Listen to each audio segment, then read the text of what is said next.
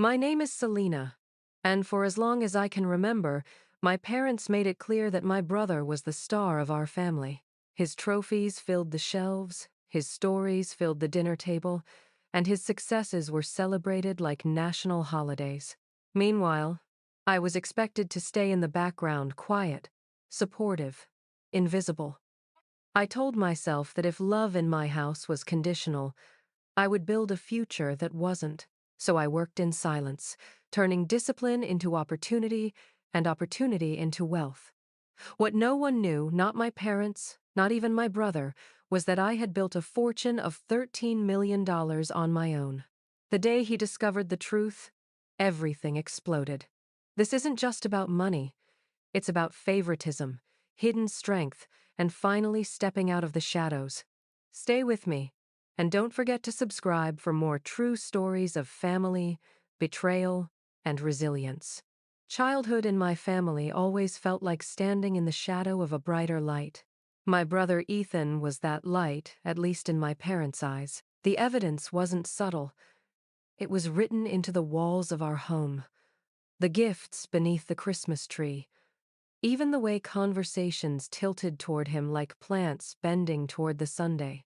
His bedroom changed with every stage of his life: rockets when he was little, sports pennants as he grew, then a freshly painted Navy retreat when he turned into a teenager. My room? It stayed the same pale yellow from kindergarten through high school, as if my existence didn't warrant an update. The same pattern played out during holidays. Ethan once unwrapped a baseball signed by the Red Sox, my father's eyes gleaming as though he'd been handed the Holy Grail. When it was my turn, I peeled back wrapping paper to reveal a heavy dictionary. "You love words," my mom said, as though practicality could equal magic. I did love words, but even at 10 years old, I knew a book couldn't compete with a signed ball, displayed like a crown jewel. Those little differences weren't accidents, they were symbols, quiet but sharp, of where each of us stood. School achievements only widened the gap. When Ethan played baseball, my parents canceled plans, filled the stands, and took photos like paparazzi. When I won the regional science fair with a project on solar cells, they offered a distracted "good job" before hurrying to his doubleheader. It didn't matter how much effort I put in, my victories were always background noise to his spotlight. Slowly, I stopped expecting applause. Instead, I began to internalize a silent rule. Ethan earned the glory, and my role was to smile, support, and not make waves. That silence became its own kind of armor. It protected me from disappointment, but it also erased me. At family dinners, when Ethan's stories stretched into monologues, I learned to keep mine brief. My thoughts stayed tucked away, like drafts of essays no one would ever read. Even when I achieved something worth celebrating, I felt a strange hesitation to share, as though speaking too loudly might disrupt the unspoken balance of our household. Looking back, I realize that favoritism in families doesn't always come in dramatic declarations. Sometimes it shows up in paint colors, in gift choices, in who gets the bigger slice of attention at the table. And as a child, you absorb those signals without question. Ethan's trophies filled shelves in the living room. Framed report cards lined the hallway, while my certificates gathered dust in a drawer. To outsiders, it might have looked like a picture-perfect family. Inside, I felt like an afterthought. But while Ethan thrived on the spotlight, I quietly developed a different skill: resilience. I learned to find pride in solitude, to build confidence without applause. When my parents overlooked my accomplishments, I turned inward, promising myself that if love in this house was conditional, my future wouldn't be. That quiet resolve became the seed of something they never saw coming. By the time I was a teenager, I had already started to understand money in ways Ethan never did. While he leaned on my parents for new furniture, new cars, and endless encouragement, I found refuge in my grandmother's kitchen, where she taught me about compound interest and the value of patience. She was the only one who saw me not as Ethan's shadow but as my own person. Her lessons were small, at first $100 in a savings account, the thrill of watching numbers grow. But they planted roots deep enough to shape everything that came later. Still, in those early years, I carried silence like a second skin. I let Ethan shine because it was easier. I let my parents ignore me because pushing back only led to conflict. But deep inside, I was watching, learning, and preparing. And though I didn't know it then, every overlooked birthday, every minimized achievement, every forgotten word of praise was pushing me toward a strength my brother would never understand, the strength of building something in the dark where no one believed you could. The only person who ever truly saw me was my grandmother, Margaret Warren. While my parents were busy orbiting around Ethan, she noticed the quiet determination in me that no one else cared to see. Her kitchen smelled like cinnamon rolls, her knitting needles always clicking, but her sharp mind never dulled. One afternoon, she asked me if I knew what compound interest was. I shook my head, expecting a math lesson I wouldn't fully grasp. Instead, she pulled out a yellow notepad, her fountain pen gliding as she drew numbers that turned into magic.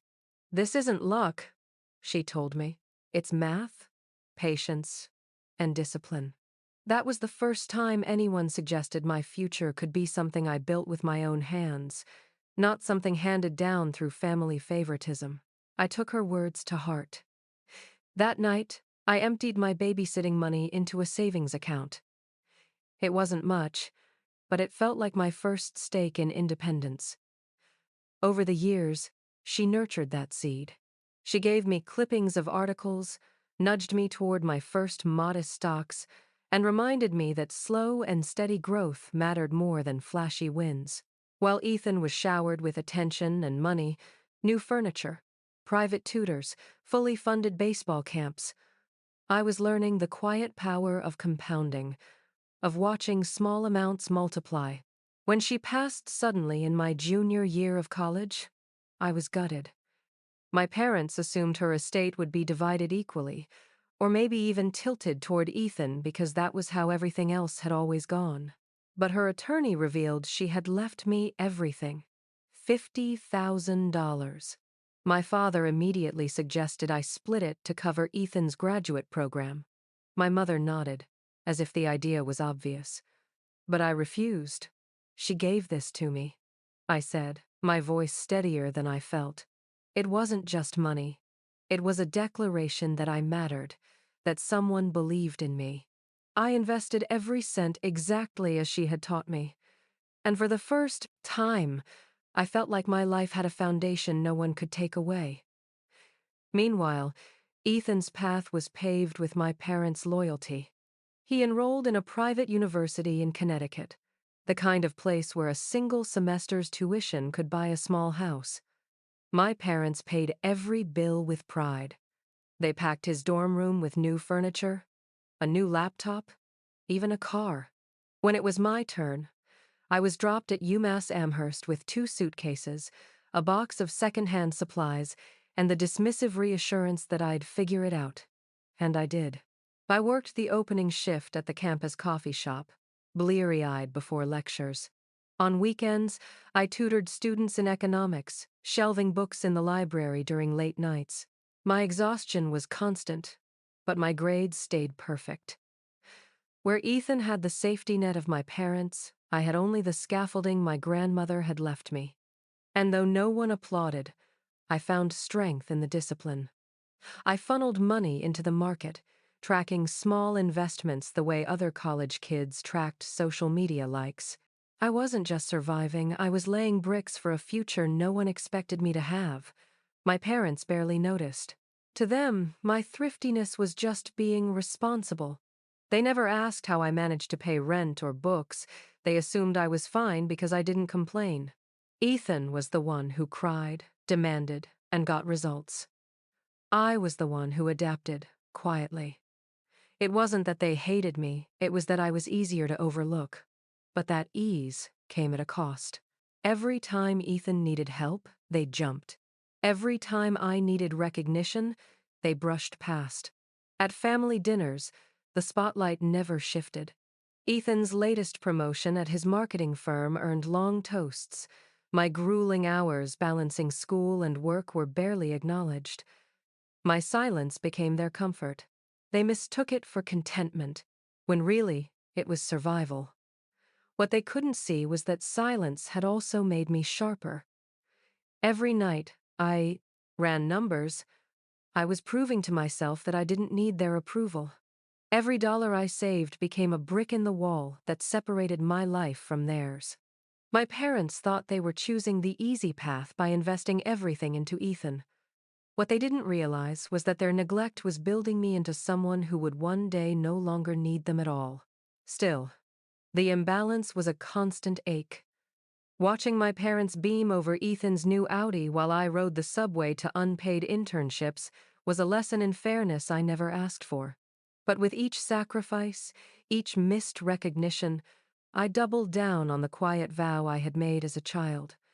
If love in my house was conditional, then my independence would not be. And so, while Ethan carried himself like the golden sun, my life unfolded in silence. Investments grew, skills sharpened, and my grandmother's words echoed every step of the way. Wealth whispers, it doesn't shout. Meeting Michael changed everything. He wasn't part of my family. He wasn't part of finance, and that was exactly what I needed.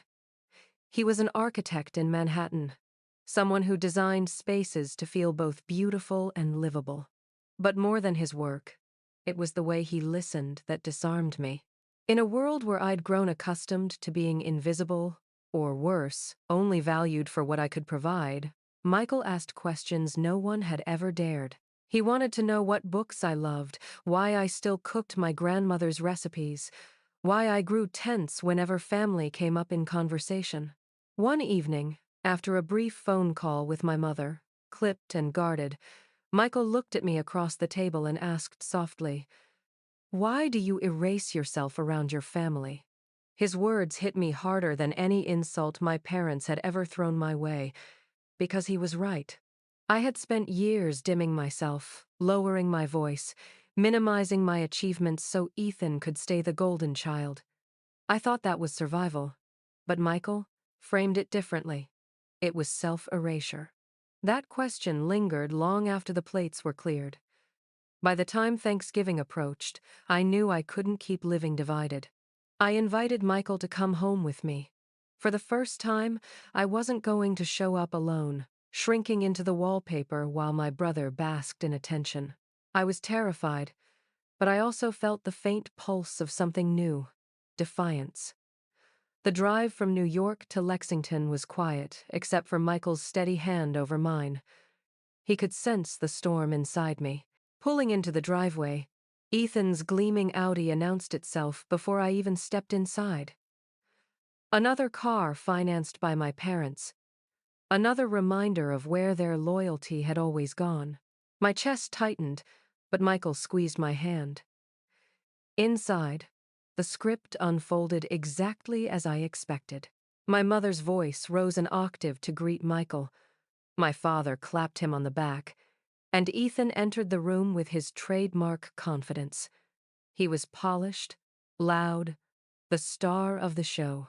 I was the footnote who happened to bring a guest. We sat down to dinner, the table dressed with my brother's favorite dishes. Conversation swirled around his promotion, his corner office, his junior staff. I smiled politely, pushing food around my plate, all the while wondering how long I could keep my double life from bleeding into this one. Later that night, Michael and I were given the sagging pull-out sofa in the small guest room. Ethan and his wife had the queen suite with the private bath. My mother explained, "Ethan's back needs proper support." I said nothing, though a fire burned in my chest. That was always the pattern. Ethan's needs came first. My sacrifices were invisible. The next morning, Thanksgiving Day, the smell of turkey filled the air before sunrise. I slipped outside to take a business call. My firm was finalizing terms on a deal worth millions, timing, capital, contracts, all the logistics I'd built my life on. My voice was steady, professional, as I walked the yard I'd played in as a child. When I hung up, I turned to find Ethan leaning against the back door, arms crossed, eyes narrowed. "Since when does data entry involve million-dollar portfolios?" he asked, his tone slicing through the November chill. My blood ran cold. He had caught me. My carefully constructed mask had slipped. Before I could form a response, my mother called him inside to help set the table. He shot me one last suspicious look before disappearing. At dinner, Michael mentioned casually that we'd be traveling to Tokyo for 2 weeks, combining a client meeting with a vacation. The words seemed harmless, but I saw Ethan's head snap up. His eyes locked on me with dawning realization. He had spent years thinking I was the struggling sister with nothing. Now, puzzle pieces were clicking into place, and he didn't like the picture they formed. When the meal ended, I presented my parents with a new television, a modest kindness to replace their outdated set. But Ethan wasn't fooled. He read the model number, searched the price on his phone, and announced it to the room. $1,500. "Since when can you afford this?" Silence fell like a curtain. My parents froze, forks halfway to their mouths. My mother's eyes darted from Ethan's phone to my face. My father stared, his expression unreadable. For the first time in years, the spotlight wasn't on Ethan, it was on me. And in that charged silence, I knew the life I'd built in secret was colliding with the family story I had lived in for decades. The turning point wasn't some dramatic revelation shouted across the table. It was this: the quiet realization that the truth could no longer stay hidden. Ethan's suspicion had cracked the facade wide open, and from here, nothing would ever be the same.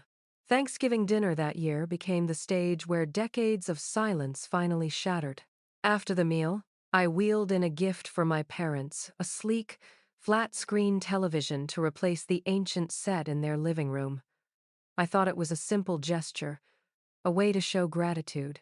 But in my family, nothing stayed simple. Ethan leaned over the box, read the model number aloud, and pulled out his phone. Within seconds, he announced the price. $1,500. His voice was sharp, almost triumphant. "Since when can you afford this on your salary?" The room froze. Forks paused halfway to mouths, conversation cut off mid-sentence. My mother's eyes darted to my father, who stared at the TV as though it were radioactive. Ethan's eyes bored into me, waiting for me to spin another vague excuse. For the first time in my life, I didn't flinch. "I don't work in data entry," I said, my voice steady, though my pulse pounded. "I own an investment firm. My net worth is around $13 million. Silence. A thick, suffocating silence that seemed to press against my ribs. My mother gasped, clutching her napkin. My father's fork clattered onto his plate.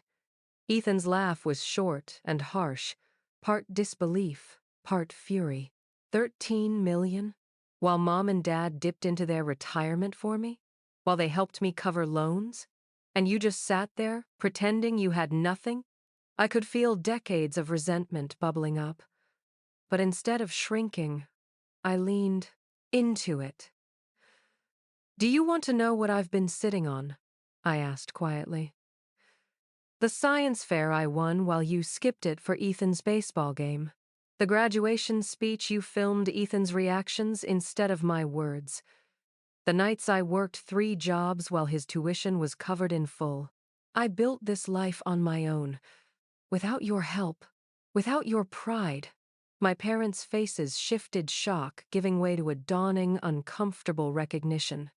Ethan, though, doubled down. His voice rose, rattling the wine glasses. "You're selfish! Family helps family! You hoarded millions while we struggled!" For years, I would have apologized, would have tried to soothe the fire. But that night, I didn't. I stood taller, my words sharper. I owe nothing.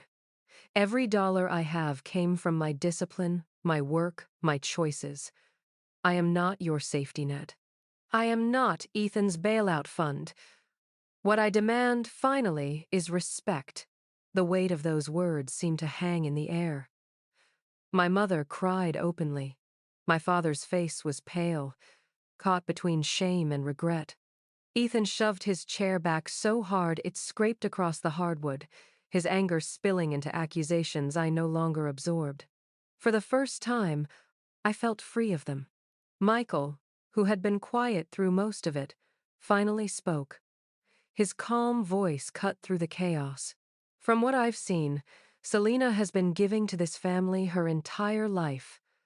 Not with money, but with silence and sacrifice. Maybe it's time that was acknowledged. His words landed like a gavel, exposing a truth no one else had dared to name. I laid my napkin on the table and stood. "We'll be staying at a hotel tonight." My voice didn't tremble. My parents called after me. Ethan hurled another round of accusations, but I kept walking. The November air outside was cold and sharp, but for the first time it felt like oxygen instead of weight. The fallout lasted for weeks. Ethan sent messages laced with guilt and anger, demanding I help with his mortgage, insisting I was betraying family duty. My mother left tearful voicemails. My father showed up at my hotel room, his shoulders slumped, his voice heavy with confession. We took the easy road with Ethan. He cried, he demanded, and we gave in. You adapted. It wasn't fair, but it was easier. Hearing him admit it out loud was both a wound and a relief. I made my boundaries clear. I won't give Ethan a dime. My finances are mine. If you want a relationship with me, it has to be built on respect. Months later, the dust began to settle. I blocked Ethan completely. His anger turned to silence, and silence turned to absence. My parents were slower to change, but they began to reach out with genuine curiosity instead of obligation. My father asked about my work for the first time. My mother tried, haltingly, to unlearn old patterns. It wasn't perfect, but it was progress. As for me, I channeled the freedom into purpose. I started mentoring young women in finance, remembering how my grandmother had once taught me compound interest on a yellow notepad. I created a small education trust, not for Ethan, but for his children, designed so he could never touch it. It was the only compromise that felt right. Compassion without exploitation. And on my own terms, I built new traditions. Holidays no longer meant shrinking at my parents' table. They became gatherings with friends, with Michael, with people who saw me fully. My family was no longer defined by favoritism, it was defined by choice. The night I hung a small brass key on my favoritism apartment wall, engraved with the word boundaries, I realized the truth. 13 million wasn't the real victory. The victory was reclaiming my dignity, proving that silence could be broken, and that sometimes the bravest thing you can do is simply say, enough. I came to realize that love isn't about endless sacrifice, it's about respect. Money can whisper quietly, but dignity and boundaries must be spoken out loud. By finally drawing my line, I didn't destroy my family. I gave it a chance to face the truth. Today, I choose to invest my time in people who truly see me, in children who deserve a fairer future, and in myself. That decision has given me more peace than any approval I once begged for. And maybe that's the lesson worth holding on to. We are not defined by how little we accept, but by how firmly we stand for our worth. Now, I'd love to hear from you. If your family minimized you for years, would you stay silent or finally rise? Share your thoughts in the comments, and don't forget to subscribe for more real stories about family, justice, and inner strength.